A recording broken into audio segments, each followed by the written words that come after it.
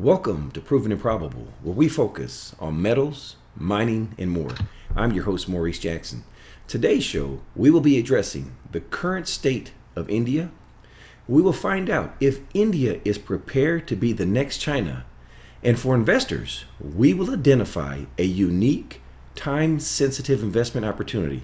And finally, what actions you, the investor, need to take. Our guest is a highly sought-out advisor to institutional investors and is the host of the highly acclaimed Capitalism Morality. I'm speaking of Jayant Bhandari. Thank you for joining us, sir. Oh, thank you for your kind words, Maurice, and thanks for having me again.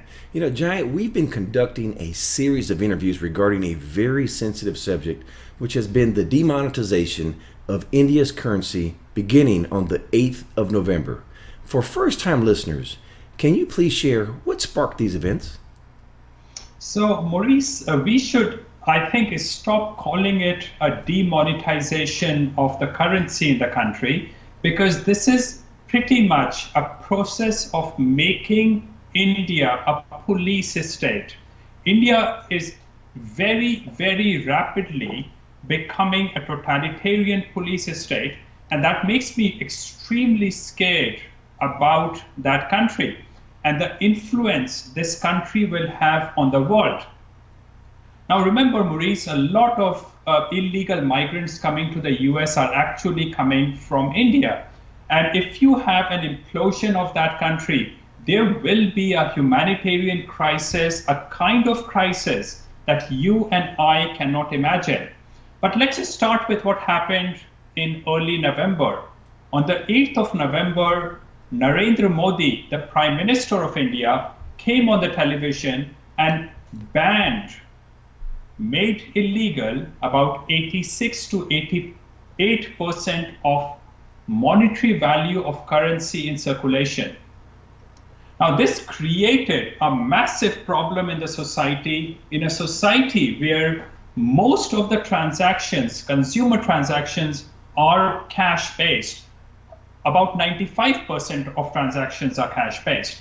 This brought the whole country to a standstill. People could not buy food. People started losing jobs. Small businesses started shutting down. And now even the formal businesses, the big companies that do not do any cash transactions are starting to face problems because of the cascading effect of the events that Modi set into place. You know, now for listeners based outside of India and equally Venezuela, you may be asking, why is this discussion germane to you?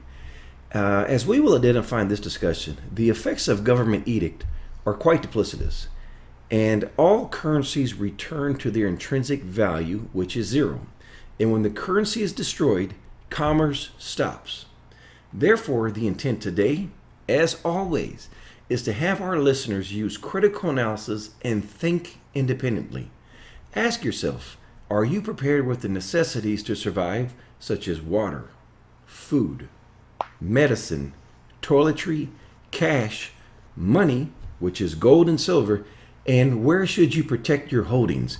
Jayant, what are the latest developments you can share with us regarding India since we last spoke? So to put things into perspective, Maurice, you hear a lot of information coming out of Venezuela in the US. Now let's compare Venezuela and India. Venezuelan GDP on a per capita basis is about 6 or 7 times as much as that of India. Now, this actually helps you understand that what you know about Venezuela makes India looks much, much worse.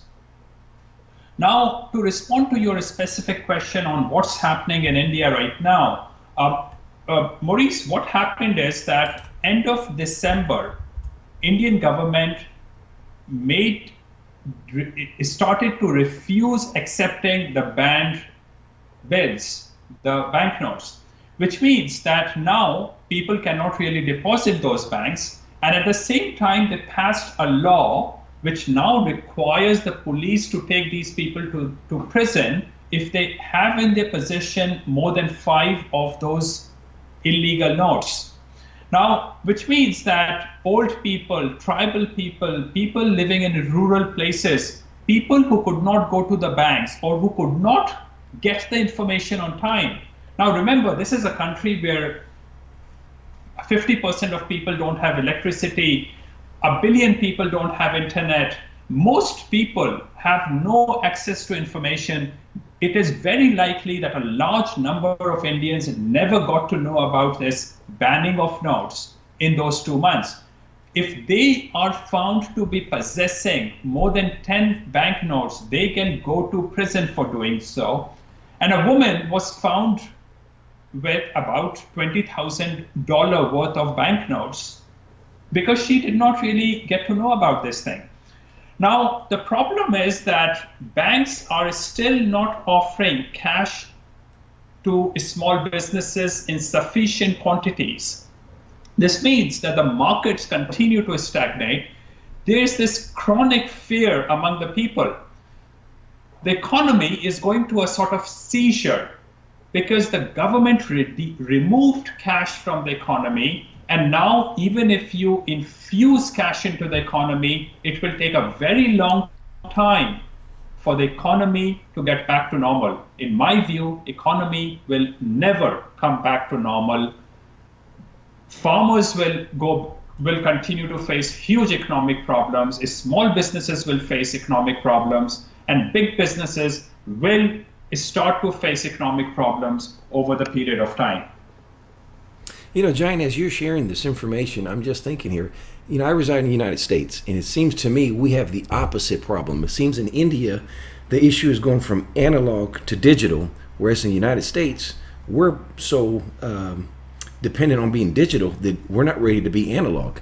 So we don't have cash, and it's just unique how it's the opposite, but it's still an issue because people are not prepared. You know, another thing that really caught my attention last week was the government's ability now to conduct tax raids. This is a serious violation of property rights. Can you expand the narrative for us here? So, Maurice, as far as the new moves taken by the government is concerned, as I said, India is becoming very rapidly a police state, and the government will continue to have to do patch-up jobs because Modi completely destabilized the economy and the society. Now, in the last few days, government has come out with 2 major measures. One is that they have made it illegal for people to do transactions worth more than 300,000 rupees in cash. Now, this amount is equivalent to about $4,500. Now, if you do a cash transaction higher than this, government will penalize you by 100% or more than 100% of the value that you transact with. Now, as I said earlier, in an economy where most of the transactions are cash transactions, this is just not possible. But government has now made this illegal. The second thing that the government is right now working on, and that's in the internet, in the national media today, is that government is tweaking the tax laws in such a way that tax authorities will no longer need to have an evidence against you before they raid your house. They can now, after this law is tweaked, they can knock your door without any reason and raid your place. And this is, Maurice, extremely common for India. The police and the tax authorities come to your home, raid your place, and they take everything apart looking for any unaccounted money. Pretty much, this means you end up paying a huge amount of bribes to the policemen and to the tax authorities. That's truly a frustrating situation, and I'm very fortunate not to be in that situation there, I tell you. You know, Jayant, sticking with India here, but switching the discussion slightly, let's talk about the economy. Now, Jayant, I know you've heard many economists and financial news networks share with their audience that they believe that India is ready to become the next superpower, i.e. the next China. Why does this statement not coincide with reality? Well, this is a hilarious thing I hear all the time. It's funny, Maurice. I was just reading a document of Price Waterhouse, and they are claiming India would be one of the top economies in the world within the next 1 or 2 decades. Now, Maurice, this is not going to happen. India is not only not going to be a superpower, it is not going to be a superpower even in the lifespan of my grandchildren. Very simple numbers, Maurice. Indian GDP per capita is $1,700.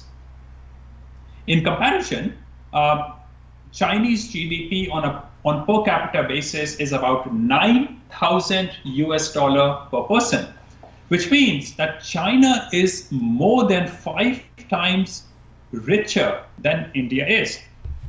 Now, even if India grows by 7.5%, which is supposedly the fastest growing economy in the world, India actually grows by only $129 per year per capita, whereas China, if it grows by the so-called slowing rate of 6.3%, China would still grow by $520 per capita. This basically means that people, international organizations, the media, and the economists confuse growth rate with growth. They think that if growth rate is high, growth must be high, and that is completely erroneous. I just gave you numbers. Indian growth is extremely slow, much lower than that of China, and there's no hope for India to start catching up with China in my grandchildren's lifespan. In fact, if you do simple math, if you just do a simple spreadsheet numbers, you will see that if India continues to grow by 7.5% into the foreseeable future, and China grows by 6.3% into the foreseeable future, it will take India about 130 years, 130 years, to start catching up with China. This is not going to happen, Maurice. You know, that's one of my contentions I always have with the mainstream financial news networks is the information that they convey is really pernicious, and they're trusted sources, but those that trust them should do their due diligence. And thank you for conveying that.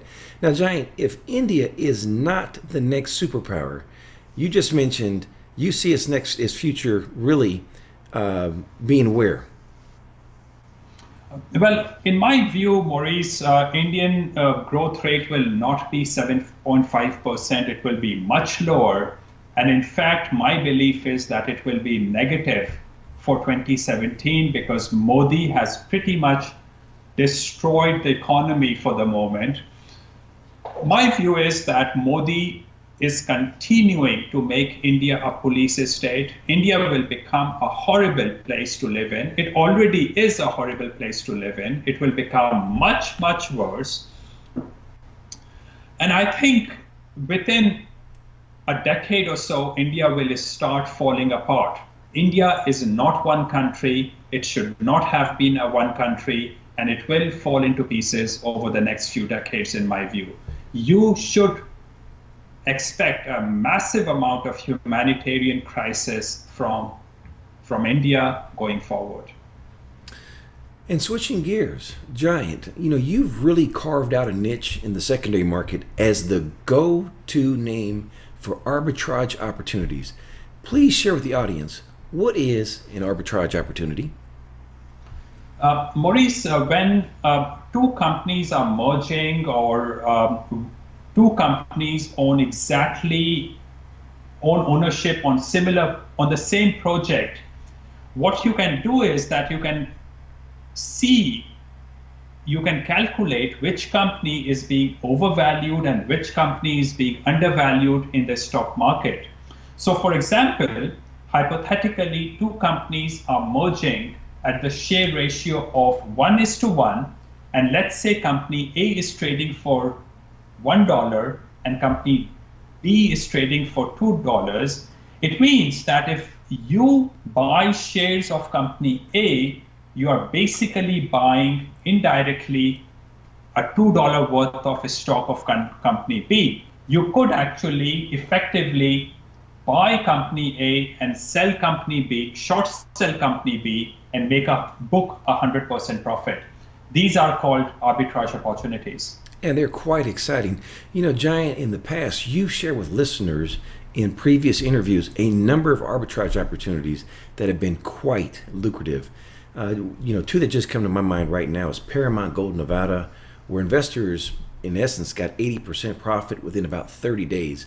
And of course, my favorite, which isn't directly an arbitrage opportunity, but again, it's an opportunity that you made available to us, which was Sunrich Gold, which provided an amazing return of over 700%. We took part in both of those. What arbitrage opportunities are piquing your interest today? Maurice, in the last few months, there haven't been many opportunities coming up in the junior mining industry, just because the nature of the business has changed for the moment. These opportunities will eventually come back. But what I want to mention today to you, Maurice, is an arbitrage opportunity in the non-mining sector. What is happening is that Johnson & Johnson is acquiring a Swiss company called Actelion. Now, Actelion trades in the Swiss stock exchange under the symbol of ATLN, and it trades for 260 Swiss francs. It also trades as ADR in the US under the symbol ALIOY. Now, the ADR in the US is actually only 1/4 of the share, and it trades at about $65. Now, what is happening is that Johnson & Johnson is going to pay $280 for each share of Actelion, which means that this share, which is trading in the Swiss exchange for $260, offers you a $20 upside just in cash terms. Now, remember, Maurice, Swiss franc and US dollar are at parity today. So when I say Swiss franc and US dollar, I can pretty much use them synonymously. But not only you will get $280, you also get a spin-off entity when the merger happens, which means that as a shareholder of Actelion, while I will buy it for only 260 Swiss franc today, I will get $280 in cash plus a spin-off share, which in my view will be worth about $10 to $20. Your total arbitrage upside is anything between 12% to 16%. In my view, a very good arbitrage for what I consider to be a very safe investment. Yeah, and it's a win-win proposition. So again, thank you for sharing that with our audience today, Jayant. And before we close, Jayant, share with us the details about the upcoming Capitalism and Morality. Maurice, the website of the seminar is now running. The webpage is connected as a tab on my website, which is jayantbhandari.com. The seminar will be on the 29th of July 2017, and it will be held at the downtown campus of Simon Fraser University. It's a full-day seminar in which some very well-known figures like Rick Rule, Doug Casey, Ian Plimmer, Richard Wadhwa, Mickey Full, many other people, Adrian Day will be speaking. It will be a very fun-filled day for my audience. Well, I look forward to being in attendance as I was there last year. It was just great. It's an all-star cast, and the philosophy that is exchanged, the meeting of the minds, it's an amazing, amazing experience. Ladies and gentlemen, if you have an opportunity, please do visit Jayant Bhandari's website, which is jayantbhandari.com, and click on the link for Capitalism and Morality. Jayant, last question. What did I forget to ask? Mostly, Maurice, people in the West think that it's the Western countries that are getting degraded rapidly. In my view, emerging markets, except for Far East Asia, are getting degraded much faster. people should internationalize their money. They should store their gold outside the country as much as they can. Western people, of course, should do the same thing because Western people are among the least prepared people in these terms because they trust their government too much. Quite rightly, in a way, because their governments have not been as ruthless as governments in Africa, Middle East, or in India have been. But that does not mean what happened in India cannot happen in the West. Be prepared. The best thing is to internationalize yourself. It does not cost you much money to store gold outside your country. It costs you exactly the same, actually. So internationalize yourself. And for listeners that want to get more information on that, please visit our website, which is www.provenandprobable.com, where we interview the most respected names in the natural resource space. The website again is www.provenandprobable.com. Jayant Bhandari, thank you for joining us today on Proven and Probable. Thank you very much for the opportunity, Maurice. All the best to you, sir. Thank you. Thank you for joining us today on Proven and Probable. Remember to like and subscribe for more conversations with the most respected names in the natural resource space. Check out our website at www.provenandprobable.com. The information presented on Proven and Probable is provided for educational and informational purposes only, without any express or implied warranty of any kind, including warranties of accuracy, completeness, or fitness for any particular purpose. The information is not intended to be and does not constitute financial, investment, or trading advice, or any other advice. You should not make any financial, investment, or trading decision based on any of the information presented without first undertaking independent due diligence and consultation with a professional broker or competent financial advisor.